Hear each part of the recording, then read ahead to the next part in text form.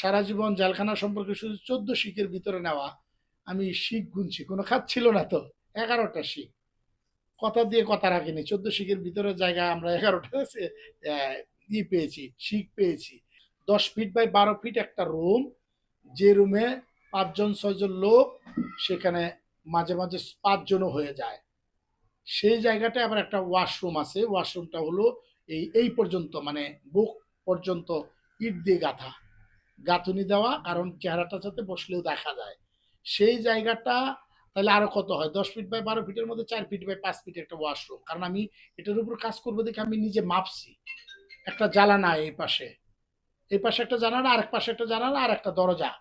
দরজাটায় সারা জীবন জেলখানা সম্পর্কে শুধু 14 শিখের ভিতরে নেওয়া। আমি শিখ গুনছি, কোনো খাত ছিল না তো।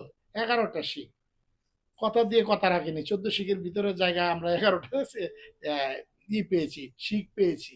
সেটা দিয়ে যখন বন্দি থাকে এবং খাবার সীমিত, আপনি মন চাইলেই আপনার মতো জেল জেল যে খাবার দেয় সেটা হলো সীমিত খাবার, গভর্নমেন্ট অ্যালটমেন্ট করা এবং নির্দিষ্ট পরিমাণে যে পরিমাণে পুষ্টির জন্য লাগে সেই কোটা। কিন্তু এর বাইরে একটু পিসি সিস্টেম আছে, ক্যান্টিন সিস্টেম, সেখানে কিছু খাবার পাওয়া যায়।